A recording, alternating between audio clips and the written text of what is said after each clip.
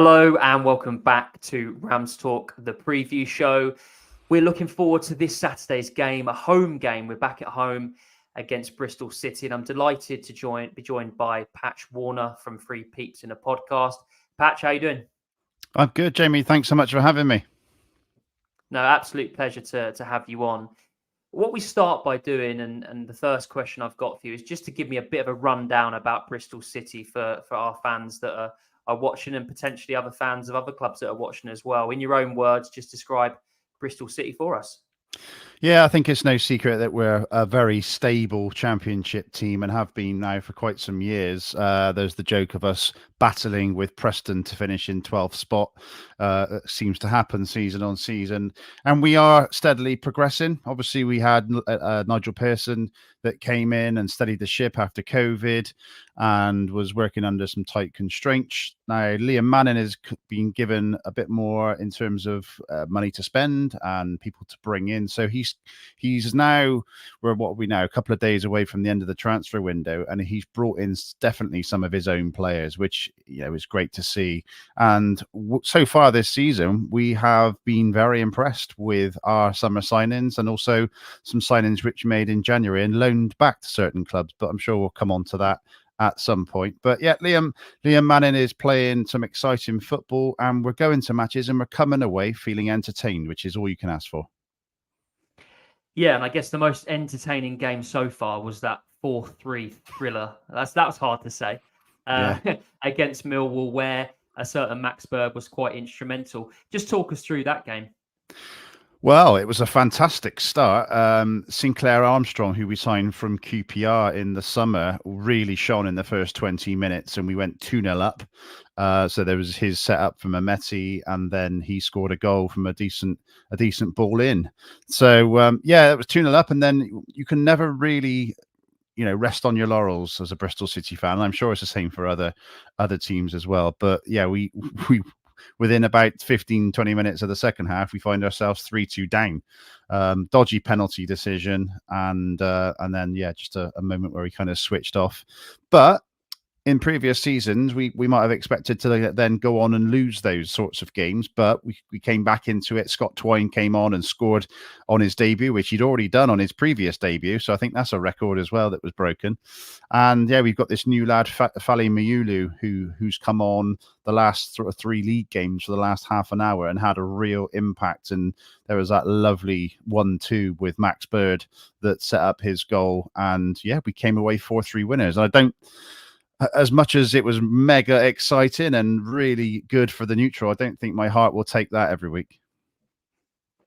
Yeah, well, that's championship football, isn't it? I think every championship fan knows that that's going to be the risk of happening, I guess, every week. And obviously, we've our start of our season was quite similar in terms of the goal action, and unfortunately, we came out on the other side of it. But it's such an amazing league. We're so glad to be back, but we're obviously competing every single week with good teams. And this weekend is going to be another example of that.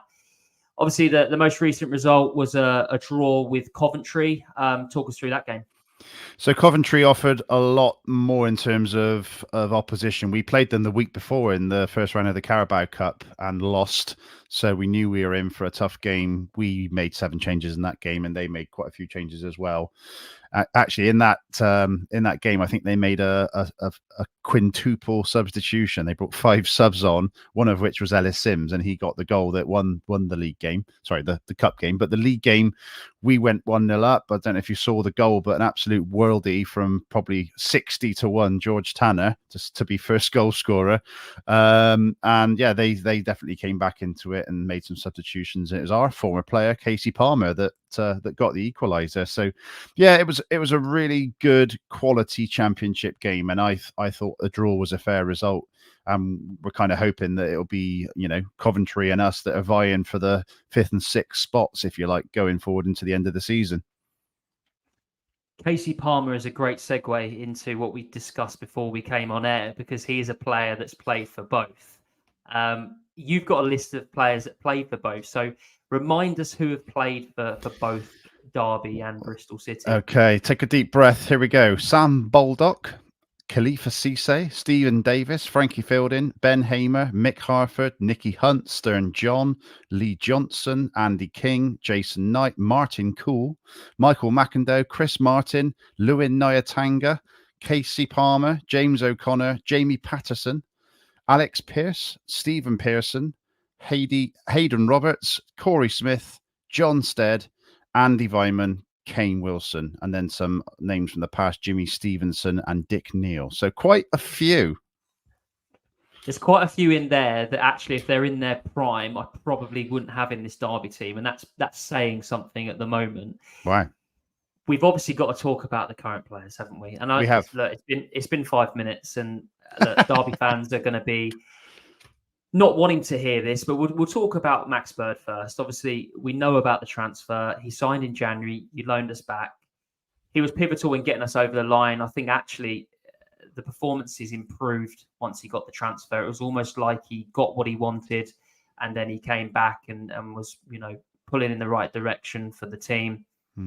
He's obviously started superbly for you. Those 2 assists have been, I guess, the back of the page stuff. But how has he been, I suppose, throughout the whole season so far? Well, it's funny because we expected it to be firmly Max Bird and Jason Knight in the 2, because we play the 4-2-3-1. And I anticipated it being Bird and Knight in the middle. But Bird in the first 3 games has played effectively in the number 10 spot, because we didn't have Scott Twine in the first game, and then he didn't start in the next game. Max Bird carried on in that position. And I have to say that I have been very impressed with Max Bird. Effectively, Jason Knight was playing that role last season because, again, we didn't have Scott Twine for majority of last season. But Max just seems like a Rolls Royce of a midfielder, of a contributor going forward, range of passing. He's got that sort of physique and frame that you want from a midfielder, an attacking midfielder. Range of passing, can obviously shoot as well, and has got a definite eye for an assist. I mean, that 1-2 that he played with Mayulu for that goal, and then the finish to sort of match it as well. One thing I really like about him is that he's got this ability to know exactly where he is on the pitch, exactly who's by him, around him, the threats. There was one part of the Millwall game where he basically turned his man because he knew there was someone behind him. He just sort of showed him inside, and he went off. And then I think he set up an opportunity there as well. So honestly, I've been so impressed with Max Bird, and the fact that he got you into the Championship and is now playing for a different club. That must be well weird for you guys. It's very strange. Of course it is. An academy graduate, someone that you look at and think, he's probably not going anywhere. He's the first name on the team sheet, and he wants to stay here. But look, we were in a position in January where there was nothing guaranteed about us going up. Of course, nothing is guaranteed at that time of year, but it wasn't looking promising. And he just needed a new challenge. And of course, he's had some friends that have moved over to Bristol City. So potentially that played a part. Who knows? But he went with our blessing. He did what he wanted to do and get us up. And the ending of the story was very special. Of course, Derby fans will hope that he doesn't find the net on Saturday for the first time. But that is so Derby County. It's probably going to happen. And you're talking about that bet. I think I'll bet on Max Bird first goal scorer, if I'm honest. It's amazing that everyone says that's so Derby County. We say the same. It's that'd be so Bristol City for when Tommy Conway comes back to Ashton Gate that he'll score. But yeah, I assume he'll get a good reception, or will it be a bit of pantomime? No, I think he'll get a good reception. I think obviously there's certain parts of the fan base that you can't guarantee what they'll do and what they'll think. But like I say, I think he went with our blessing, and the end of his Derby County story was promotion. So that's what we're going to attach to that. And I think Jason Knight and Hayden Roberts will get similar kind of reception. I mean, yeah, of course. Yes, almost I suppose a quarter of your squad that's got some form of Derby County connection. So yeah, there'll be lots of people that would want to keep those players quiet. I think if we if we do concede, you don't want one of your ex-players to be the one on the end of it. But let's talk about Jason Knight, skipper, which I'm very surprised about. Did you see that coming? Purely because of the age, really. I thought it's usually a senior member of the squad that is a skipper. So someone like a Rob Dickey or even a Zach Viner or, even a Naki Wells, someone like that. Joe Williams is another shout. So the fact that Jason Knight has been given that role shows that he's got a lot of faith in him from Liam Manning, the manager.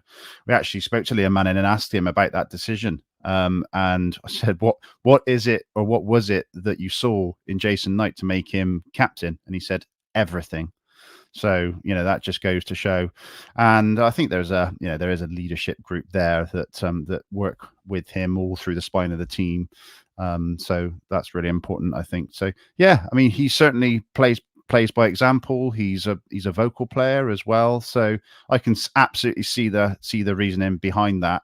From what I've seen so far of Jason Knight, being absolutely, very impressed with him last season. He was effectively, as I say, playing a little bit out of position. I think he's more of a midfielder than a number 10 or even a second striker, as he was playing for large parts of last season. So, yeah.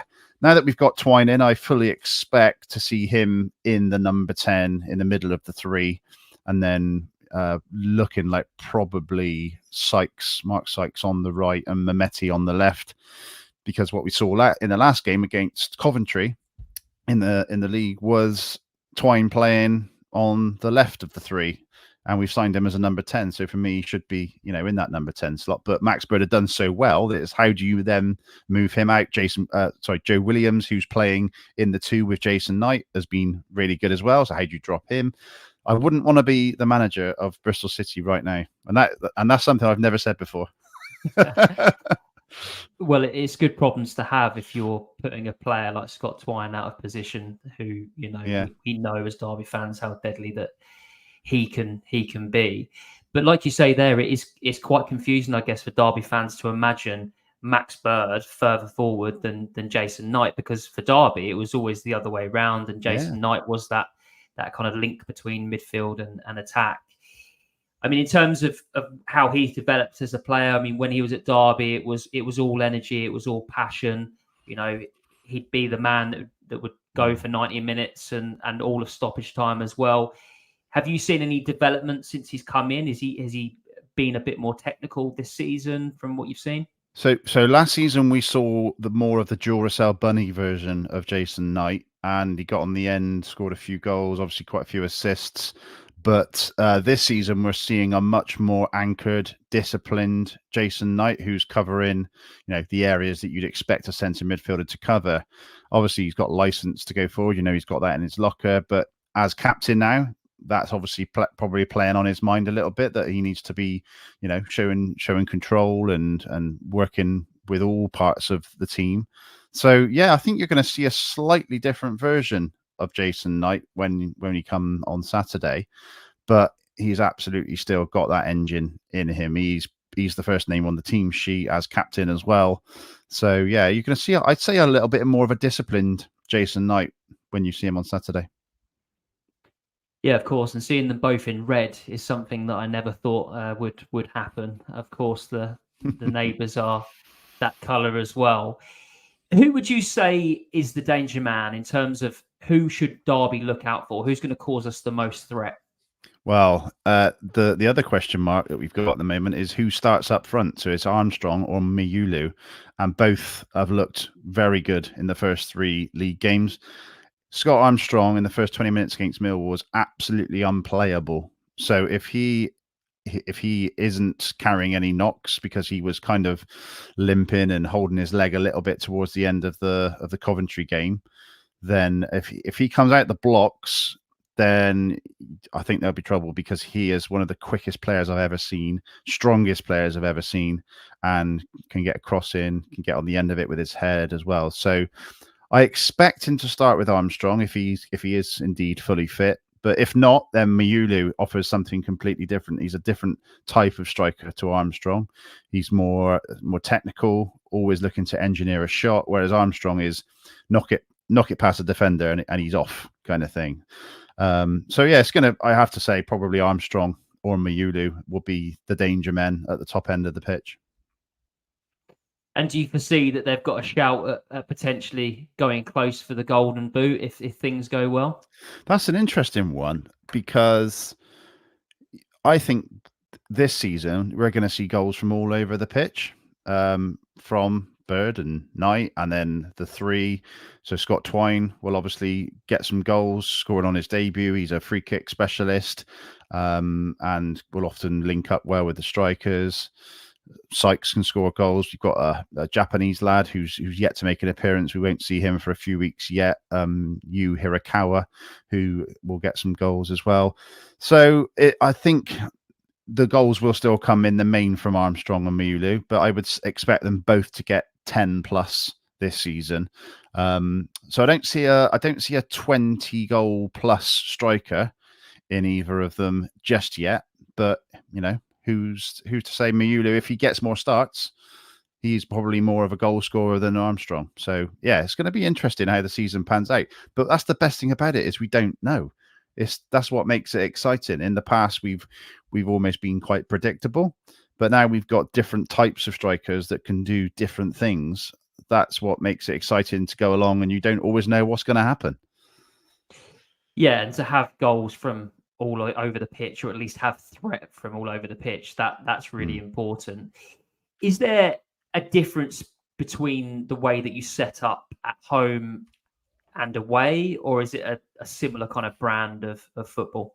It doesn't appear to be. In terms of the formation that we line up, it will be 4-2-3-1. You would think. I think out of possession and in possession in certain situations, the formation can tweak. So it'll go to three at the back, and one of the wing backs, left back, right back, will have bombed on and form part of the midfield. You can even see if Naki Wells maybe even plays, he would be up alongside, but then tucking in on the right or on the left or in the middle. So I think we as fans get too hung up on formations. It's 11 men out there broadly in zones, if you like, to attack or react to a certain situation. So home and away, I don't see a massive difference. I think we've had much joy away in recent years than we have at home.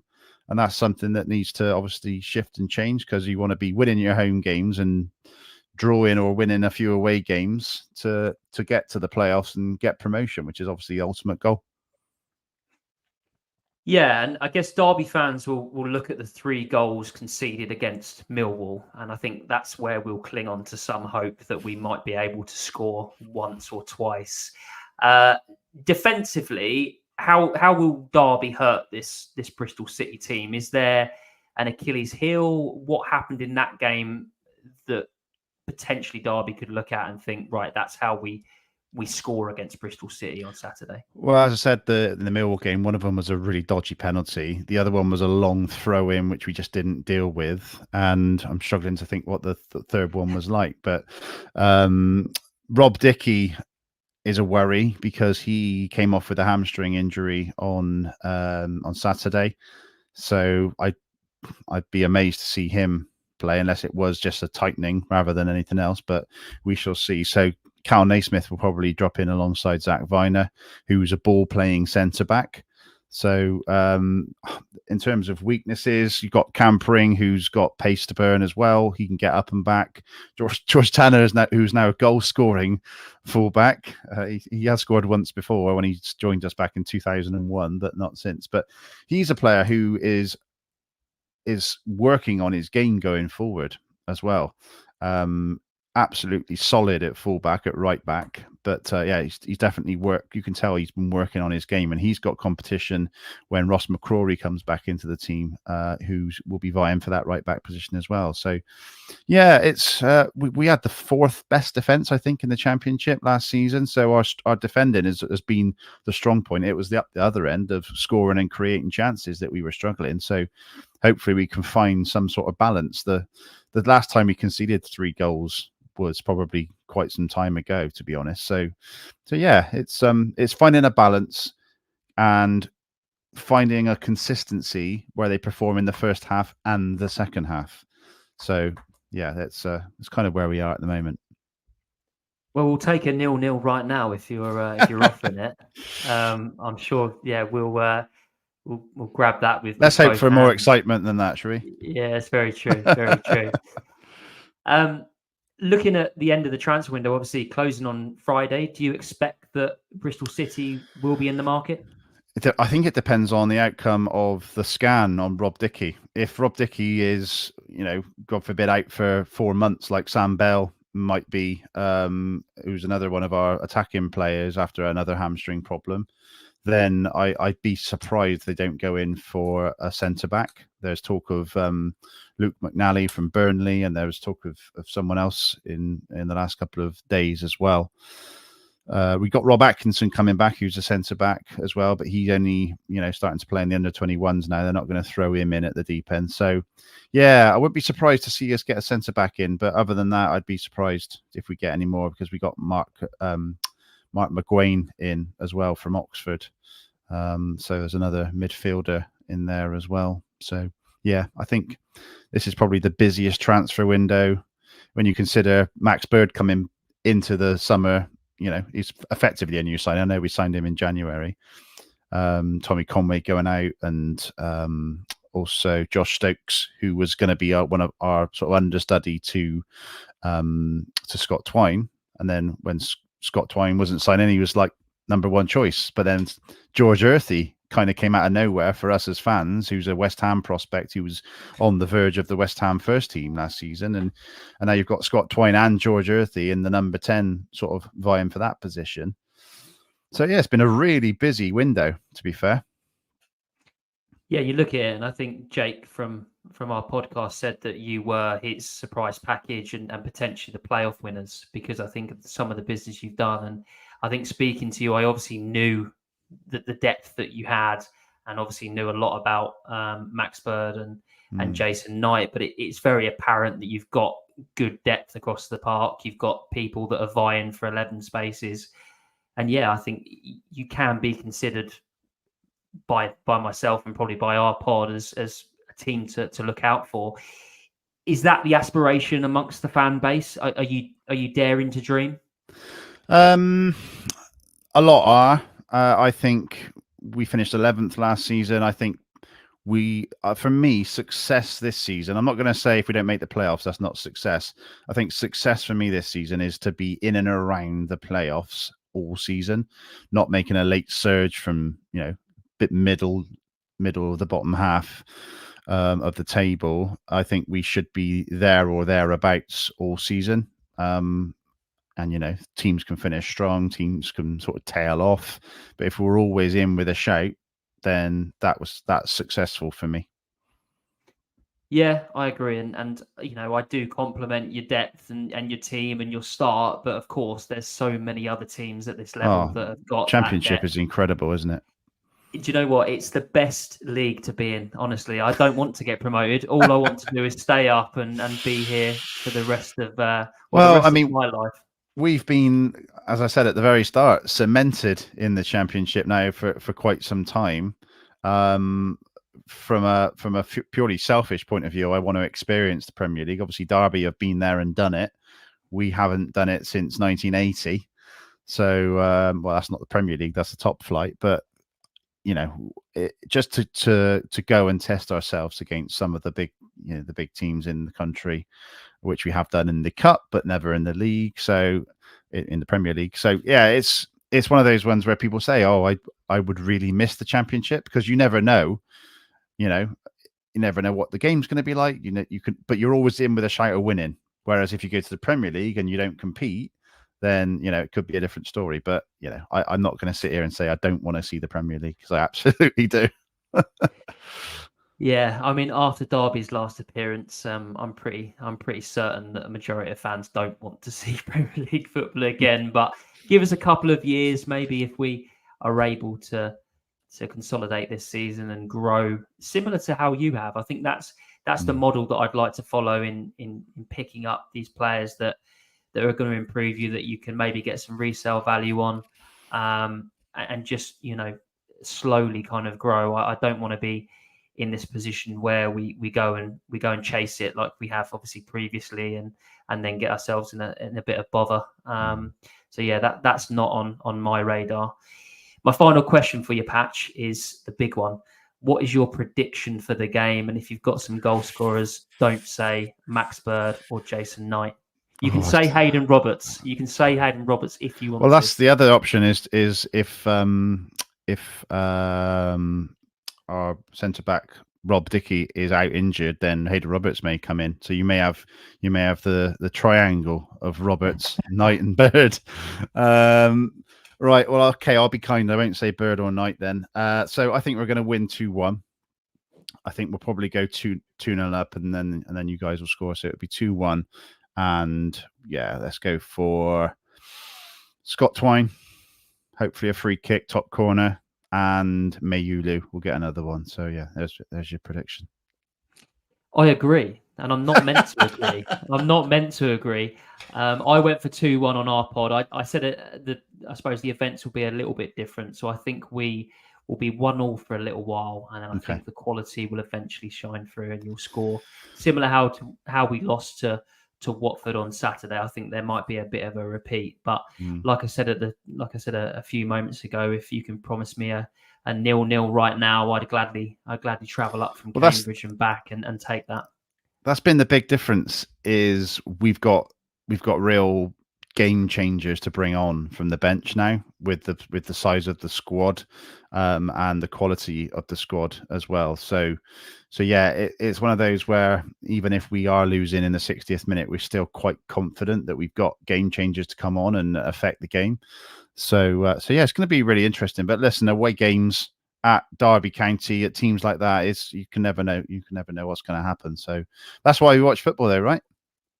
Yep, and that's the beauty of Championship football. I never thought we'd get a result against Middlesbrough, and we did. So yeah, he is hoping that we can do something in a similar fashion. But Patch, it's been great to speak with you.